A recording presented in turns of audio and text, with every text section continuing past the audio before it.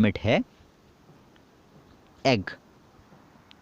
Now अगले topic की ओर चलते हैं। तो अगला टॉपिक हमारा दिया गया है फर्टिलाइजेशन का। अब हम बिल्कुल उस प्रोसेस पर पहुंच गए हैं जहां से एक इंडिविजुअल के बनने की जो प्रक्रिया है वो स्टार्ट हो जाती है। मतलब एक न्यू बॉर्न इंडिविजुअल किस तरह से बनेगा वो प्रोसेस अभी हम स्टार्ट करेंगे।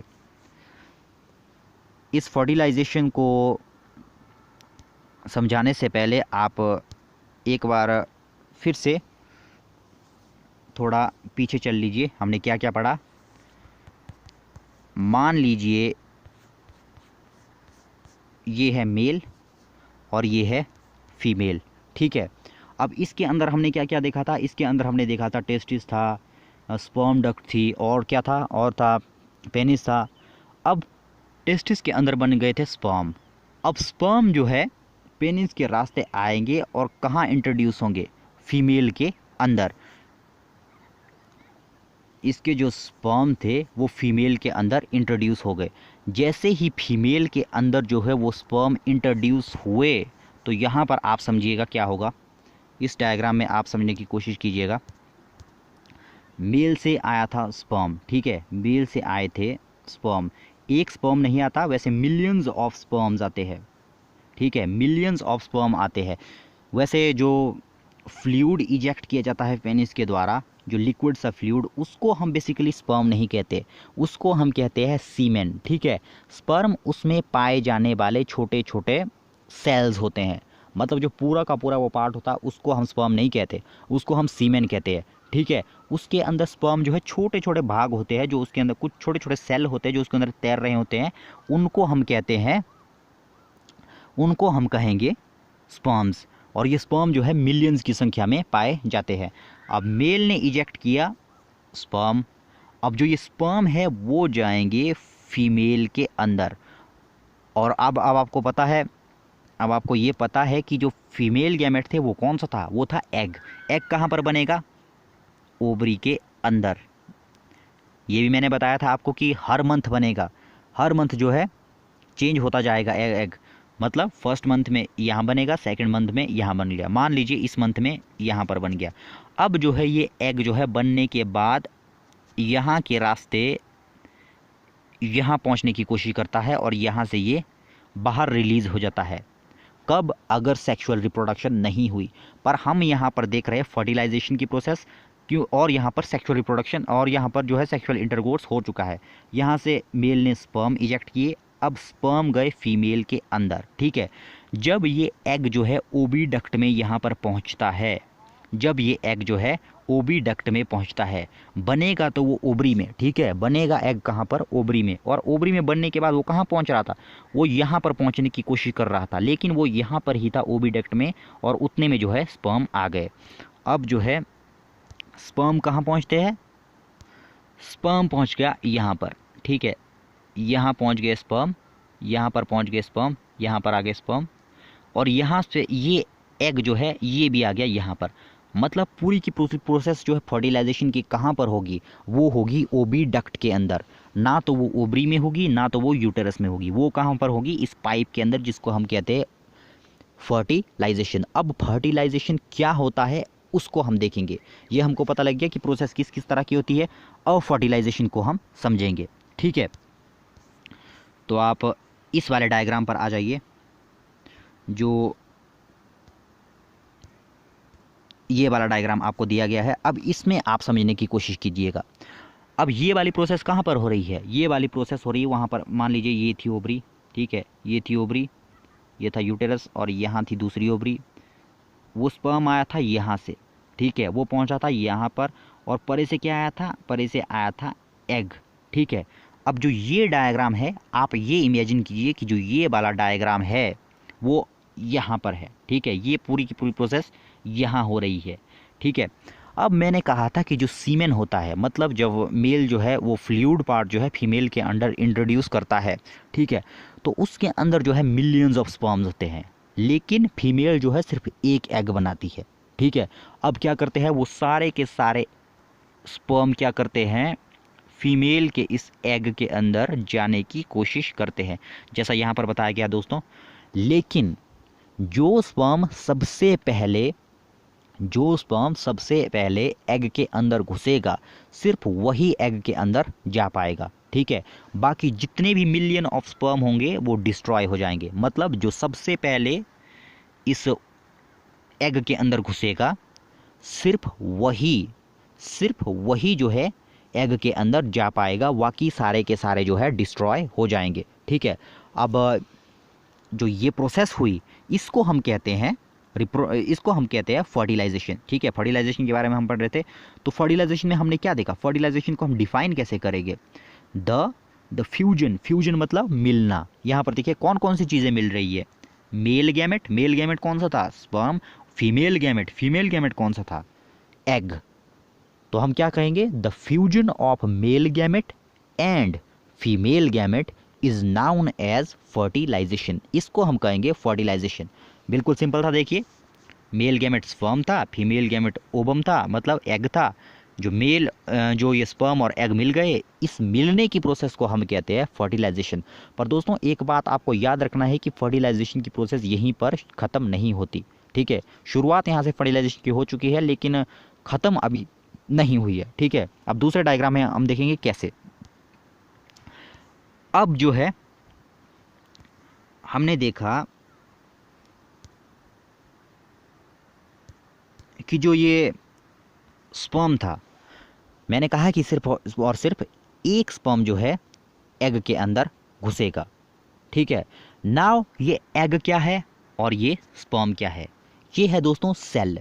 एग भी एक सेल है और स्पर्म भी एक सेल है। जब हम सेल वाला चैप्टर पढ़ रहे थे तो मैंने आपको बताया था कि जो हमारी पूरी की पूरी बॉडी है वो सेल की बनी है। हमारा पूरा का पूरा जो कुछ भी अंदर से लेकर बाहर तक है वो सब कुछ सेल से लेकर बना हुआ। ब्लड आप लेते हैं, ब्लड के अंदर भी मिलियंस ऑफ वेरियस टाइप के सेल होते हैं। और जो सीमेन था उसके अंदर भी बहुत सारे सेल थे। उन सेल्स को हम क्या कहते थे, उन सेल्स को हम कहते थे स्पर्म्स, ठीक है। स्पर्म्स भी एक सेल है और ओवम भी एक सेल है, मतलब एग भी एक सेल है। अब आपको पता है कि एग के जो सेल होता है, सेल के अंदर क्या होता है, सेल के अंदर होता है न्यूक्लियस, ठीक है। न्यूक्लियस के अंदर क्या होता है, याद कीजिए सेल वाले चैप्टर में हमने बहुत ही गहराई में पढ़ा था। सेल सेल के अंदर था न्यूक्लियस के अंदर था क्रोमोसोम के अंदर था डीएनए और डीएनए के अंदर थे जीन्स। और जीन्स ही वो चीज़ है जो माता पिता के गुणों को जो है बच्चों तक पहुंचाते हैं, ठीक है। ये स्पर्म यहाँ पर एंटर हो रहा है। ये इसके अंदर एंटर क्यों हो रहा है, ये इसके अंदर एंटर हो रहा है पिता के गुणों को पहुंचाने के लिए, ताकि ये जो है पिता के गुणों को जो है पहुंचा सके। जो ये एग है इसका जो न्यूक्लियस है, इसके अंदर क्रोमोसोम है, इसके अंदर जीन्स है, आपका लीजिए इसके अंदर जीन्स है, किसके, सिर्फ और सिर्फ मदर के। लेकिन हमको पता है कि जो बच्चा होता है उसके अंदर जो जीन्स होंगे वो माता और पिता दोनों के मिक्सचर होगा, ठीक है। उन्हीं जीन्स को पहुंचाने के लिए ये स्पर्म जो है अंदर घुसा है। लेकिन जो जीन्स होंगे वो कहाँ पर होंगे, वो सिर्फ और सिर्फ न्यूक्लियस में होंगे, बाकी वाले पार्ट की तो हमारे को ज़रूरत नहीं होगी, ठीक है। अब ये क्या करेगा, आप यहाँ पर समझ लीजिए, जब वो स्पर्म जो है अंदर घुस गया था तो उसके अंदर क्या था, न्यूक्लियस। हालांकि यहाँ पर न्यूक्लियस ड्रॉ नहीं किया गया, शो नहीं किया गया है, ये काफ़ी छोटा दिया गया है। तो आप यहाँ पर देख लीजिए, इसके अंदर एक न्यूक्लियस था, ठीक है। अब सिर्फ और सिर्फ हमको सिर्फ पिता के गुणों को पहुँचाना है, बाकी वाले इस स्ट्रक्चर की हमको ज़रूरत नहीं है। और जीन्स कहाँ है, न्यूक्लियस के अंदर होते हैं जीन्स। इसीलिए ये स्पर्म क्या करता है, अपने न्यूक्लियस को छोड़ देता है कहाँ पर, एग के अंदर, ठीक है। एग के अंदर छोड़ेगा और जैसे ही इसने जो है एग के अंदर अपने न्यूक्लियस को छोड़ा, ये वाला पार्ट भी क्या हो जाएगा, डिस्ट्रॉय। मतलब यहाँ पर देखिए ये अंदर घुस गया था ना, ये जब न्यूक्लियस अपना छोड़ देगा इसके अंदर तो ये बाकी का वाला पार्ट भी क्या हो जाएगा, डिस्ट्रॉय। बाकी वाला पार्ट भी क्या हो जाएगा, डिस्ट्रॉय। अब देखिए जो फीमेल का एग होगा उसके अंदर कितने न्यूक्लियस है, 2 न्यूक्लियस। ध्यान रखिए फर्टिलाइजेशन की प्रोसेस अभी भी पूरी नहीं हुई है। स्टार्ट कहाँ से हुई थी फर्टिलाइजेशन की प्रोसेस, स्टार्ट हुई थी मेल और फीमेल जो गैमेट थे उनके फ्यूजन से। मतलब मेल स्पर्म और एग जब मिले थे वहाँ से फर्टिलाइजेशन की प्रोसेस स्टार्ट हुई थी, ख़त्म अभी भी नहीं हुई है। तो जो यहाँ पर ये अब दो न्यूक्लियस बच गए, एक मेल का न्यूक्लियस, एक फीमेल का न्यूक्लियस। अब मेल के न्यूक्लियस के अंदर फादर के जीन है, फीमेल न्यूक्लियस के अंदर मदर के जीन है।